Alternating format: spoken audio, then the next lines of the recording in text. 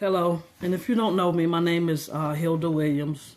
Yeah, I'm just a regular old somebody, but I'm a child of God. And I came on here today because, I have a message for somebody. I don't know who it is, but someone out there needs to hear this here, and I've been given the task to do so, to tell it. Well, first of all, I was talking to my husband, and we was riding down to my daughter's on yesterday for Christmas. And as we was riding, I was, before I knew it, I was just telling a testimony. And my testimony is this here.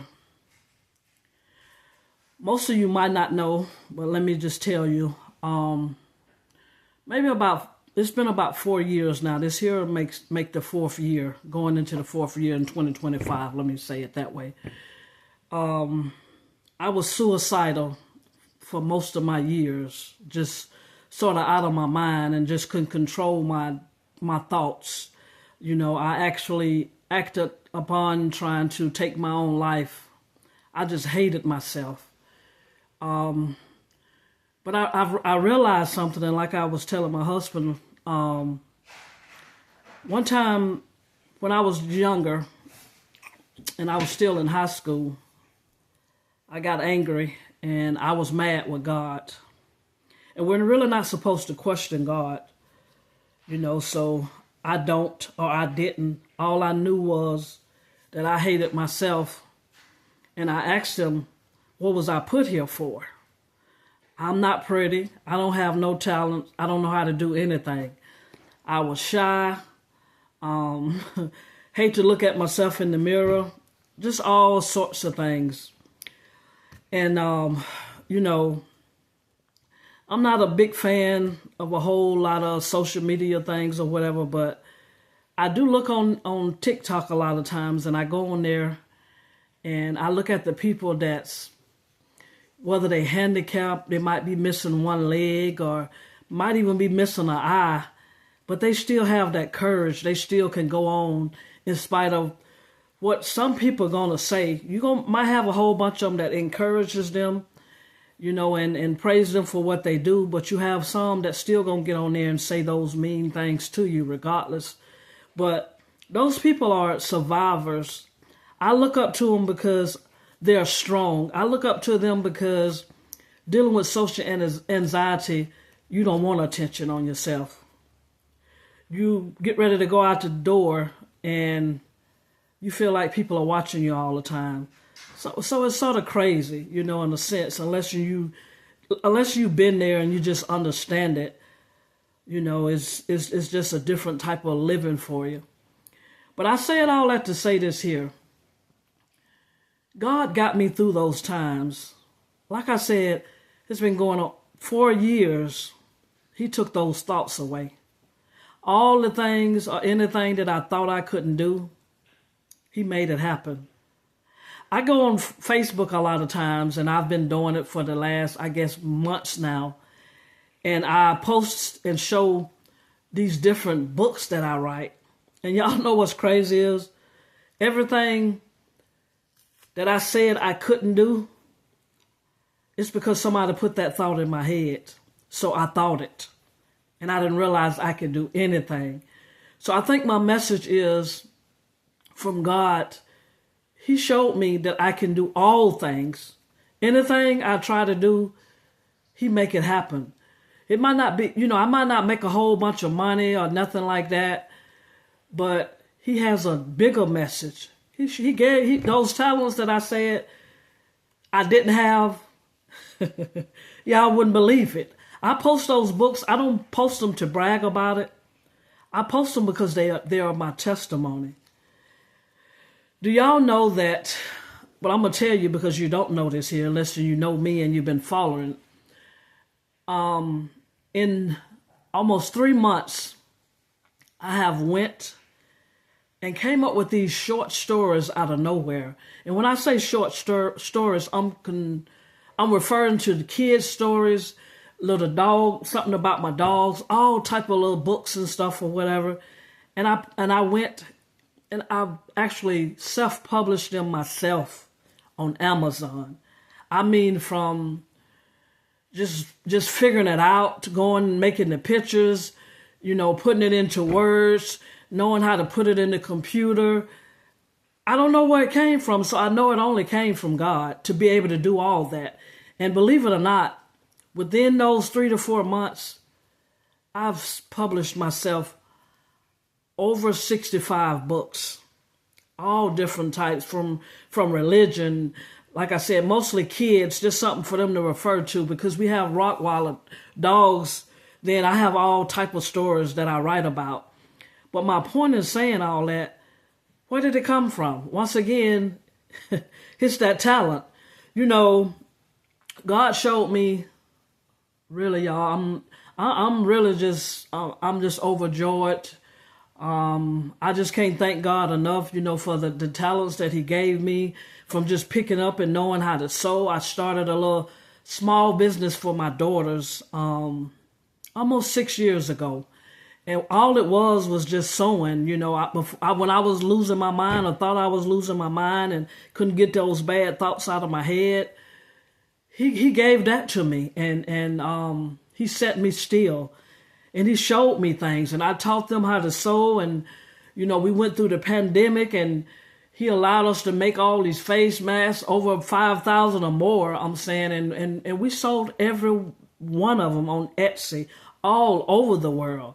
But he gave me that knowledge to teach them. I'm saying I didn't go to college to do no business or nothing like that. I'm just a regular person.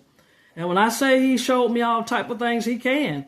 And when people ask me, how do you know how to do that? I don't know. It's only from God. He shows me. He started showing me things in my dreams, from making designs. I don't even want to say the wrong number, but I know it's at least 150 designs that I made that's on spoonflower.com, from breast cancer awareness. My sisters have lupus, so I started making the designs and trying to raise awareness about lupus, and it just came out of nowhere. So I have all these designs on spoonflower.com, where people can go on there and they can purchase the designs, which is a fabric. You can get it in a wallpaper.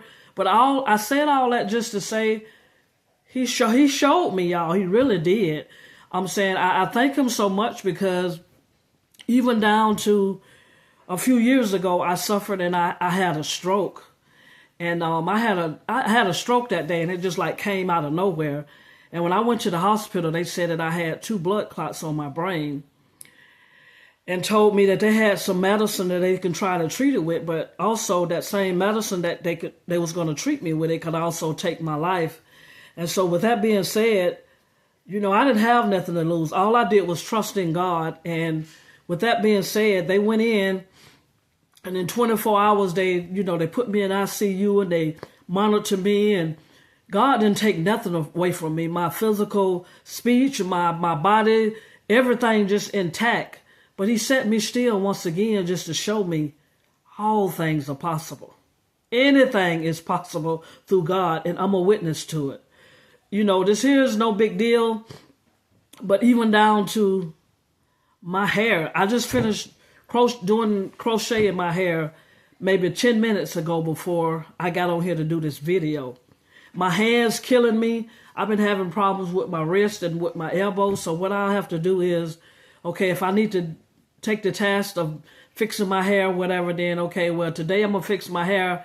That's all I'm going to do, because tomorrow I won't be able to do nothing else but probably soak my hands or whatever. But even with that, it's just a talent from him. It's something that he gave me from the time I had, my daughters, when they was little kids, to braiding their hair and just being able to do my own thing. I told my sister, Rebecca, once that, I told her, I said, if you know how to do hair, then you can sew. So, what I'm saying? It's a hand thing, but he just gives you that power.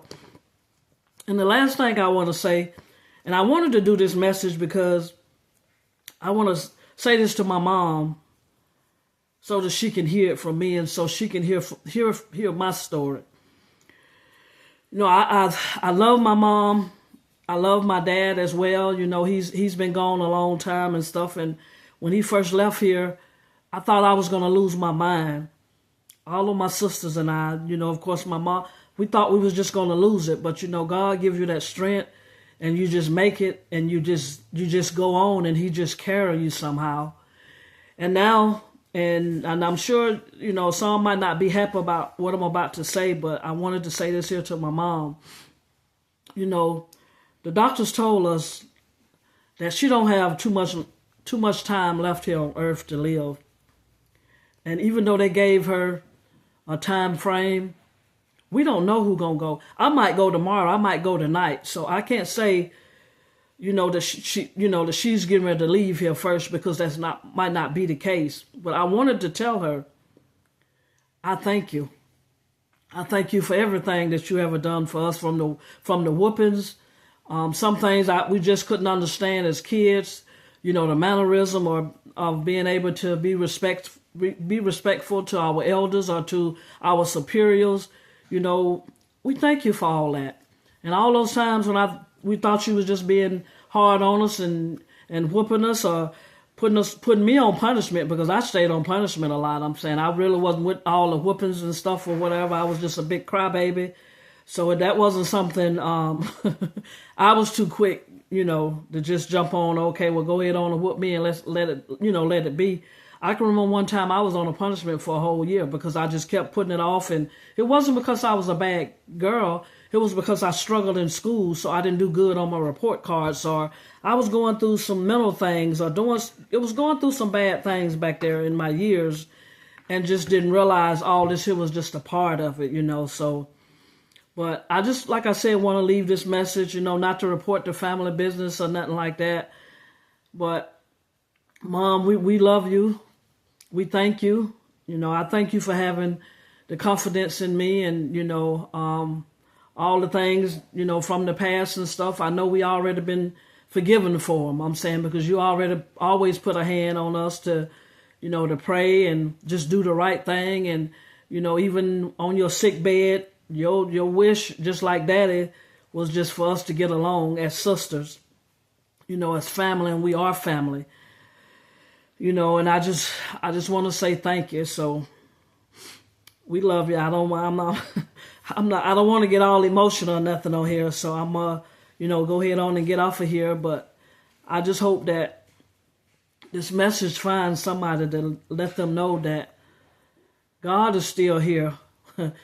He's a miracle worker. Man, he can work anything out. If you just believe in yourself. When I stopped doubting myself, he showed me other things. He showed me to love me, to encourage myself when others don't. It used to bother me when I post stuff and it was good things and nobody commented on it or nobody liked it or whatever, but all that was a message to me. He was teaching me something, to have it in myself. I didn't need it from nobody because I have it from him already.